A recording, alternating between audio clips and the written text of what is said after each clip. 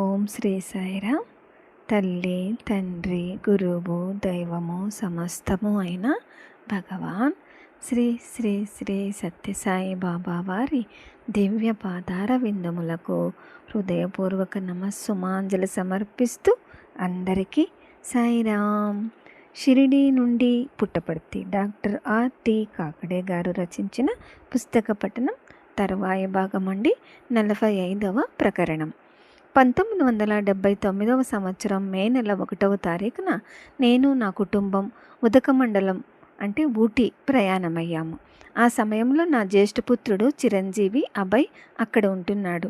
మా కార్యక్రమం ప్రకారం మేము అభయ్ దగ్గర 2 వారాలు గడిపి వచ్చే దారిలో బృందావనంలో బాబాను దర్శించి వారి ఆశీస్సులను పొంది 15వ తారీఖున కల్లా హైదరాబాదు తిరిగి చేరుకోవాలని నేను హైదరాబాదులో 15వ తేదీ నాటికి తప్పక ఉండాలి కాబట్టి 14వ తారీఖు సాయంత్రము వెంకటాద్రి ఎక్స్ప్రెస్ ట్రైన్లో మాకు ముగ్గురికి టికెట్లు రిజర్వ్ చేయించుకున్నాము. మా ముగ్గురికి అంటే నాకు, నా భార్య షీలాకు, మాతో ప్రయాణం చేస్తున్న మా మనవడు గౌతమ్కు. ఎందుకైనా మంచిదని ఊటీ నుంచి టెలిఫోన్లో బాబా ఆనాటికి బృందావనంలో ఉంటారా అని వాకప్ చేశాను. మొదటి ఆశాభంగం, బాబా బొంబాయిలో ఉన్నారని. ఏ పరిస్థితుల్లోనూ 16వ తేదీలోగా బృందావనం వచ్చే అవకాశం లేదని సమాధానం.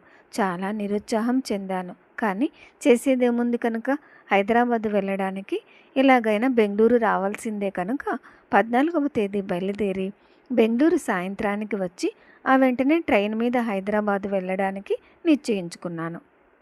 కానీ అది అనుకున్న ప్రకారం సాగలేదు. ఊటీ నుంచి బెంగళూరు వెళ్ళే బస్సులు 14 ఉదయానికి టికెట్లు దొరకలేదు.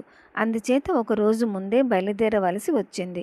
13న బయలుదేరి ఆ సాయంత్రానికి బెంగళూరు చేరి ఆ రాత్రికి మేము మామూలుగా బస చేసిన హోటల్లోనే బస చేశాము. అక్కడి నుంచి బృందావన్ పోయే బస్సు ఆ హోటల్ వద్ద నుంచి బయలుదేరుతుంది. కానీ ఏం లాభం? బాబా బృందావనంలో లేనప్పుడు బృందావనం వెళ్ళవలసిన పనే లేదుగా. ఆశకు అంతేమిటి? నేను ఊటీలో తెలుసుకున్న వార్త నిజమవునో కాదో తెలుసుకోవడానికి అక్కడ మళ్ళీ బాబా బృందావనంలో ఉన్నారా అని స్థానికంగా ఉన్న వారిని ప్రశ్నించాను. వారు ఆ సమాధానమే చెప్పారు. బాబా బృందావనంలో లేరని, బొంబాయిలో ఉన్నారని, 16వ తేదీలోగా రారని.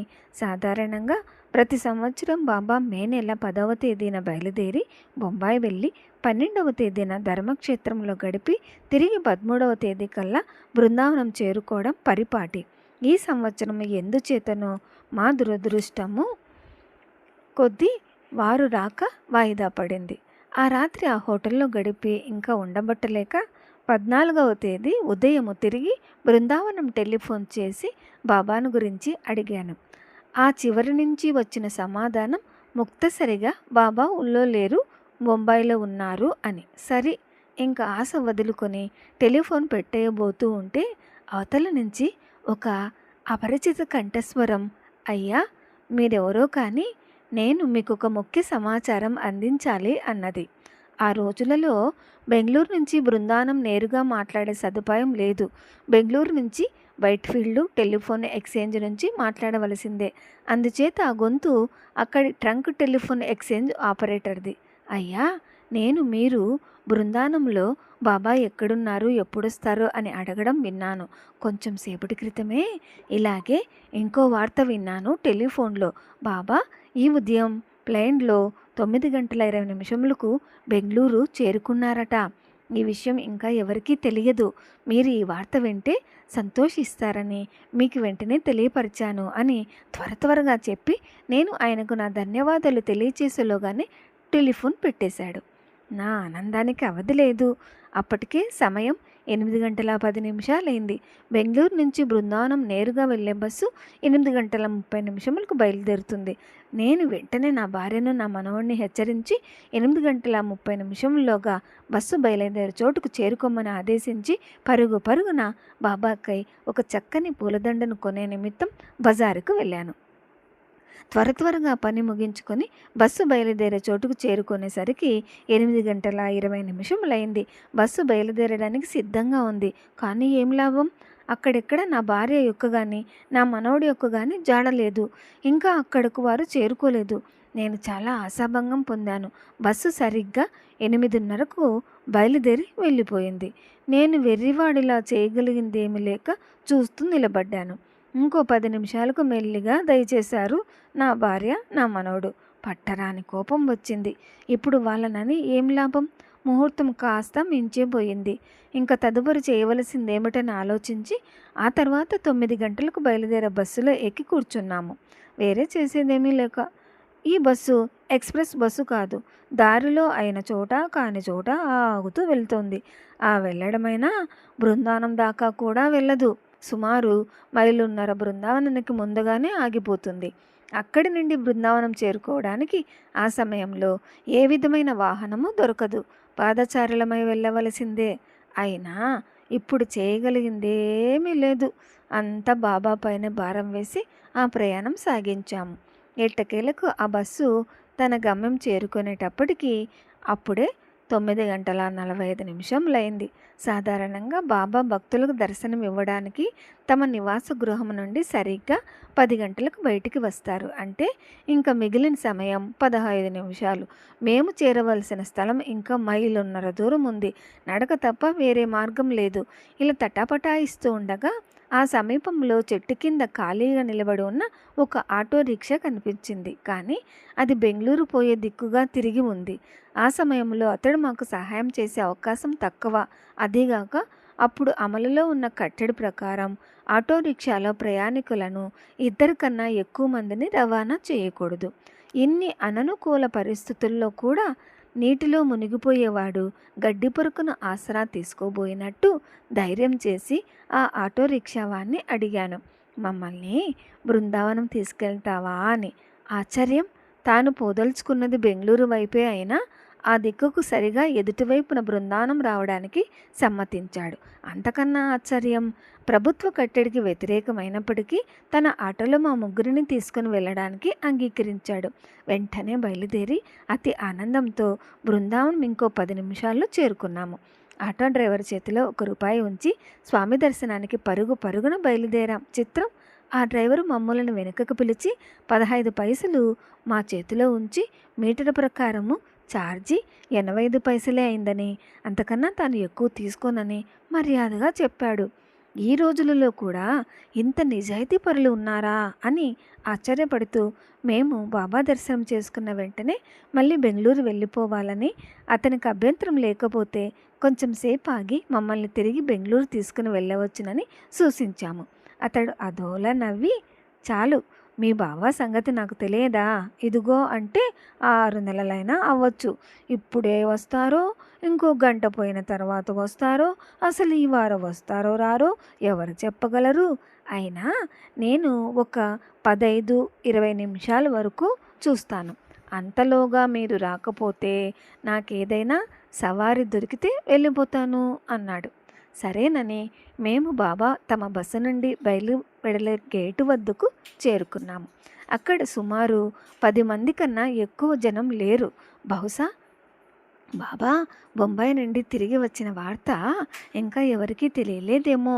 ఒక 6 పురుషులు ఒకవైపు, కేవలం 3 స్త్రీలు ఆ మార్గానికి రెండవ వైపున కూర్చుని ఉన్నారు. ఇంకా బాబా బయటకు రాలేదు. నేను, నా మనవడు పురుషులతో చేరి కూర్చున్నాము. నా భార్య శ్రీజనంతో కలిసి కూర్చుంది. 10:30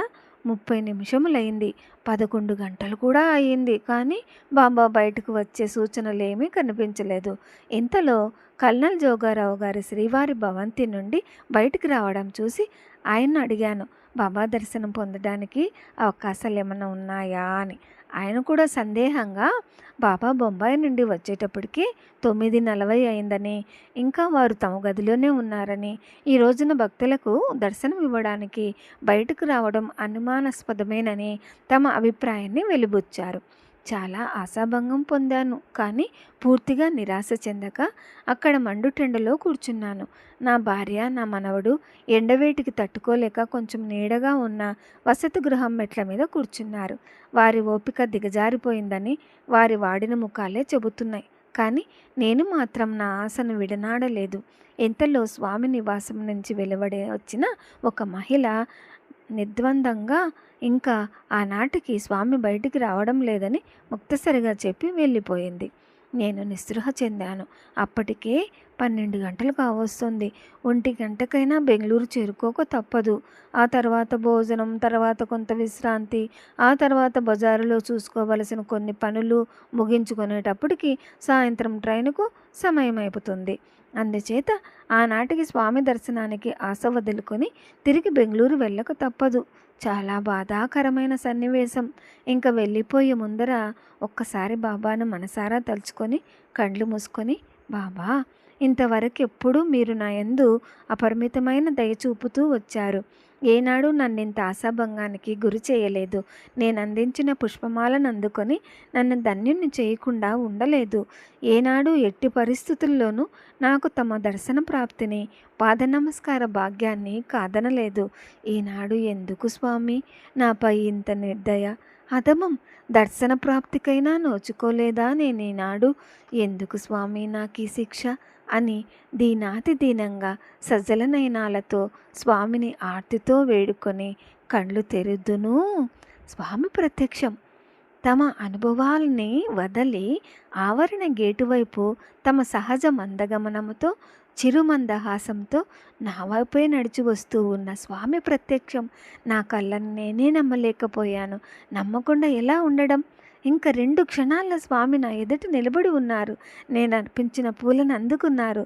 నాకు నాతో ఉన్న నా మనవనికి పాద నమస్కారాన్ని ప్రసాదించారు. తర్వాత విభూదిని సృష్టించి మాకిచ్చి మమ్మల్ని ఆశీర్వదించారు.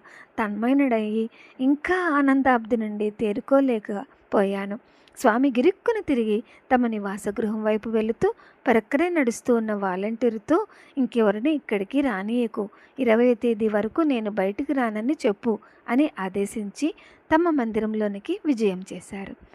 ఆహా, ఎంతటి అదృష్టం నాది! ఎంతటి భక్తవాత్సల్యం స్వామిది!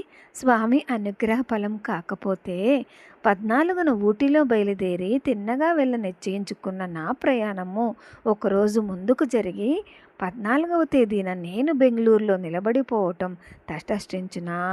స్వామి బృందానం రాలేదని, అందువల్ల నేను బృందానం దర్శించనవసరం లేదని నిర్ణయించుకున్న నాకు ఆ టెలిఫోన్ ఆపరేటరు అయాచితంగా స్వామి ఆనాటి ఉదయం వస్తున్నారన్న శుభవార్త అందించునా? కర్తవ్యతామూఢనై బృందావనం ఎలా చేరుకోగలని వ్యధ చెందుతూ ఉన్న నాకు ఆటో డ్రైవర్ సాయపడి నన్ను సమయంలో బృందావనం చేరవేయనా? బాబా కరుణ లేకపోతే ఇంకా ఆనాటికి బయటికి రారన్న స్వామి నా ప్రార్థనను ఆలకించి కేవలం నా కోసమే ఆఖరి క్షణంలో బయటికి వచ్చి నేనిచ్చిన పూలమాలను అందుకొని నన్ను కృతార్థుని చేయునా? ఇంతకన్నా స్వామి భక్తవత్సలుడు, కొంగు బంగారం అనడానికి వేరే నిదర్శనం కావాలా? అదృష్టం అంటే నాదే అనే పరమానందంతో ఆనాటి చిత్రాతి చిత్రమైన సంఘటనలను, అనుభూతులను స్మరించుకుంటూ పునః విమర్శించుకుంటూ ఆ సాయంత్రం బయలుదేరి మరునాటికి నియత సమయానికి హైదరాబాదు చేరుకున్నాము.